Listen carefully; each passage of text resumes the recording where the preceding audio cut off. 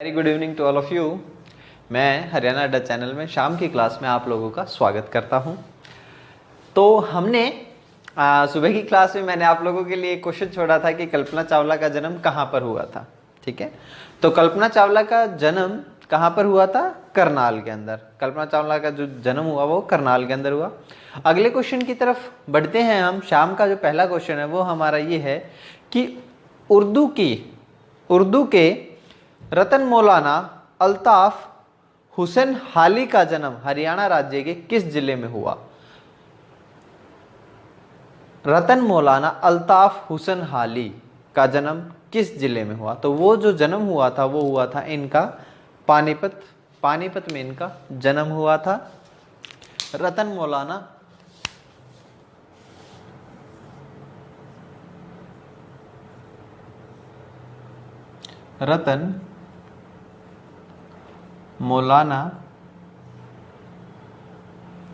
रतन मौलाना अल्ताफ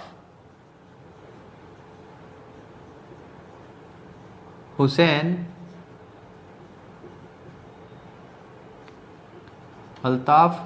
हाली, इनका जो जन्म हुआ था वो हुआ था पानीपत में। कहाँ हुआ था?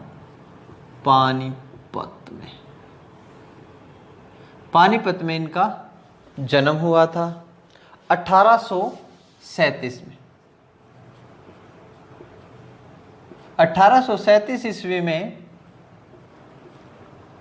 पानीपत में इनका जन्म हुआ था। ठीक है,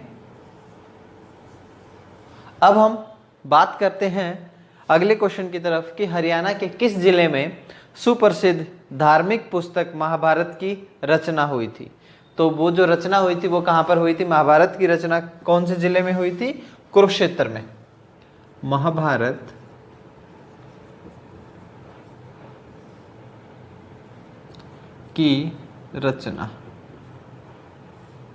महाभारत की जो रचना हुई थी वो कौन से जिले में हुई थी? कुरुक्षेत्र में।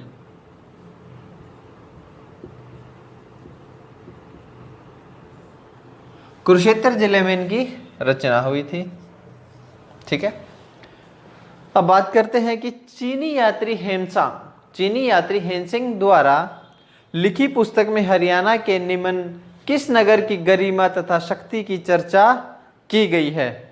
सबको पता है, ये क्वेश्चन मैंने आपको बार बार करवाया है कि चीनी यात्री जो आए थे वो सबसे पहले किसके शासनकाल में आए थे? राजा हर्षवर्धन के शासनकाल में आए थे। उनकी जो राजधानी थी वो थानेश्वर थी। तो इस क्वेश्चन का भी आंसर हमारा थानेश्वर है। ठीक है, नेक्स्ट क्वेश्चन। गुलाम वंश के सुल्तान बलवान ने हरियाणा के शक्तिशाली मेवों की शक्ति को नष्ट करने का प्रयास कब किया था? तो ये जो क्वेश्चन है, ये पहली बार जो मेवातियों ने सरकार के खिलाफ पहला विद्रोह किया था वो 1246 और से 1266 के काल में किया था। 1246 और 1266 के काल में किया था। ठीक है, तो इसका जो आंसर आएगा कि सुल्तान बलवान ने हरियाणा की शक्तिशाली मेवों की नष्ट करने का प्रयास कब किया था? तो वो किया था 1265 में। कब किया था? 1265 में। ठीक है, अब बात करते हैं सीही गांव को किस संत कवि की जन्मभूमि कहा जाता है? संत सूरदास। सीही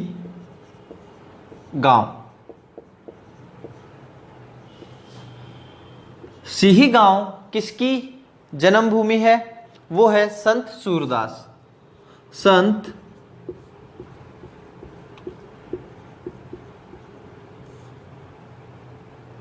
संत सूरदास की ये जन्म भूमि है। ठीक है, अब बढ़ते हैं अगले क्वेश्चन की तरफ। बढ़ते हैं। ये जो सीही गांव है ये कहां पर है? हमारा बल्लभगढ़ के अंदर। ठीक है, बल्लभगढ़ के अंदर, बल्लभगढ़ के पास में ही ये गांव है सीही। ठीक है, महाराजा अग्रसेन का संबंध किस नगर से है? महाराजा अग्रसेन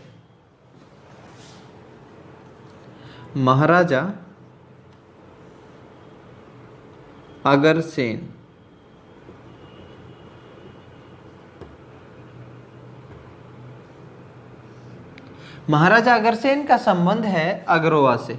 कहां से? अग्रवा।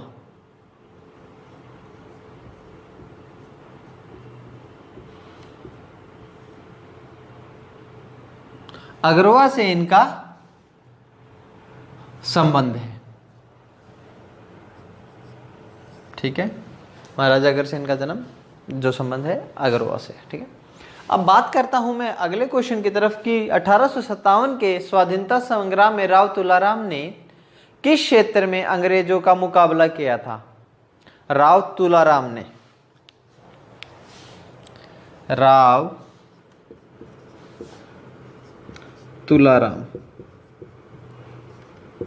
ने अंग्रेजों के खिलाफ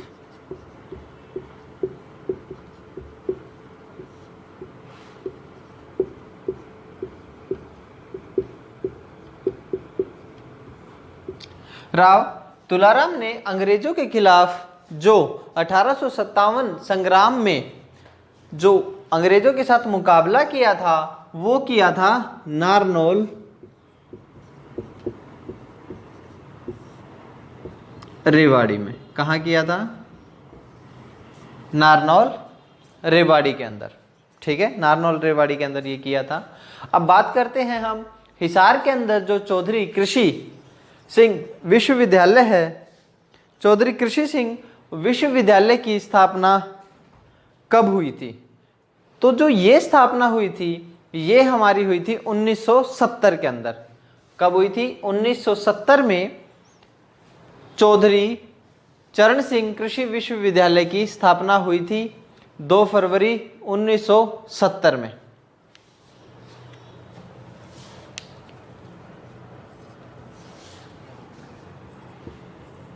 चौधरी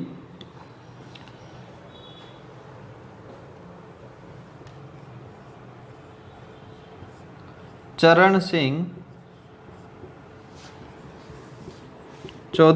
सिंह कृषि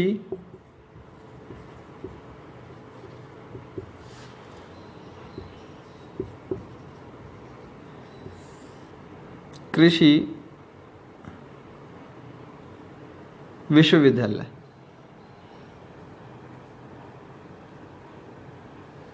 तो ये चौधरी चरण सिंह कृषि विश्वविद्यालय है, ये हमारा कब हुआ था? 2 फरवरी 1970। 1970 में इसकी जो स्थापना हुई थी 1970 में हुई थी। ठीक है, बढ़ते हैं अगले क्वेश्चन की तरफ। बाणभट्ट किस राजा के मित्र व राजकवि थे? बाणभट्ट किस राजा के? तो जो बाणभट्ट थे वह मित्र और जो राजकवि थे वो हर्षवर्धन, राजा हर्षवर्धन के मित्र और राजकवि थे।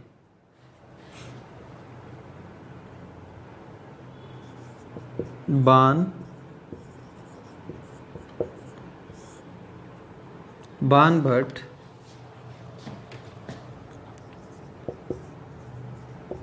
किसके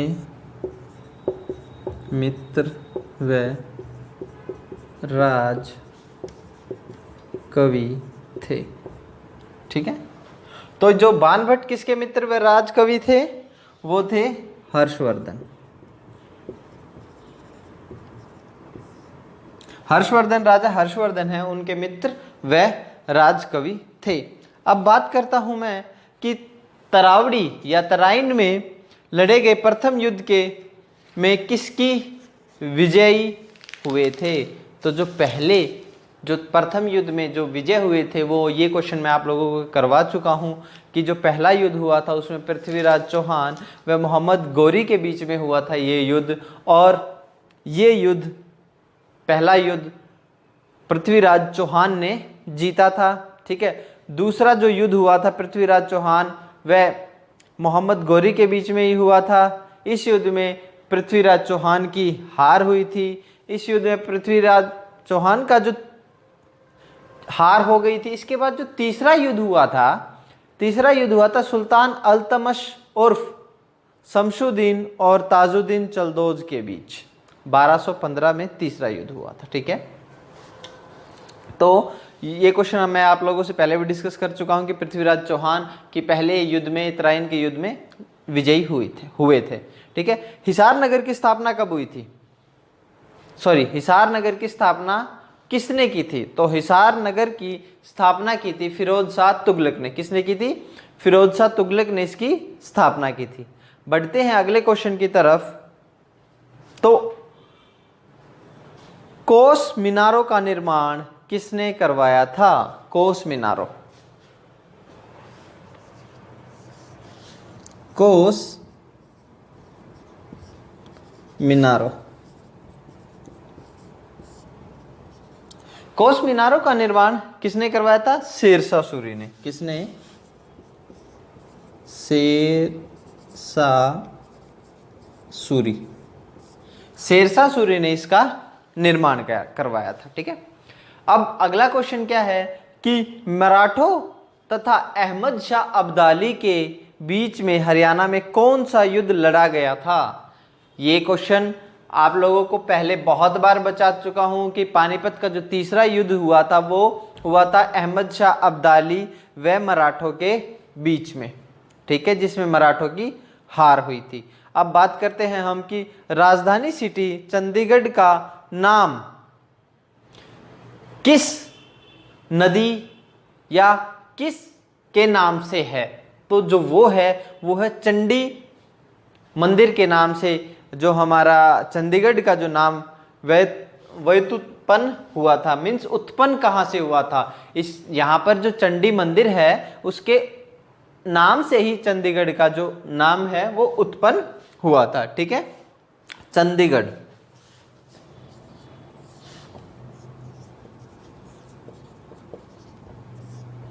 चंडीगढ़ उत्पन्न हुआ था चंडी मंदिर से। किससे? चंडी मंदिर। ठीक है, चंडी मंदिर से चंडीगढ़ का जो नाम हुआ था वो उत्पन्न हुआ था। ठीक है, ओके। अब बात करें हम आज के क्वेश्चन की, जो मैं आपको आज का जो लास्ट क्वेश्चन है वो करवा रहा हूं आज की शाम की क्लास का। वो क्वेश्चन इस प्रकार से है कि हमारा लाहौर में उच्च न्यायालय की स्थापना किस अधिनियम के तहत हुई थी? ये क्वेश्चन का जवाब आपको मुझे कमेंट सेक्शन में देना है। बहुत ही इंपॉर्टेंट क्वेश्चन है। ये बता दूं कि मैं ऑप्शन रीडर के पेपर में ये क्वेश्चन आया था। तो लाहौर में जो उच्च न्यायालय की जो स्थापना हुई थी किस अधिनियम के तहत हुई थी? ठीक है, इसका जवाब आपको मुझे कमेंट सेक्शन में देना है। तो इसी के साथ मैं अपनी आज की क्लास, शाम की क्लास खत्म करता हूं। इसी के साथ मेरी आप सभी को राम राम।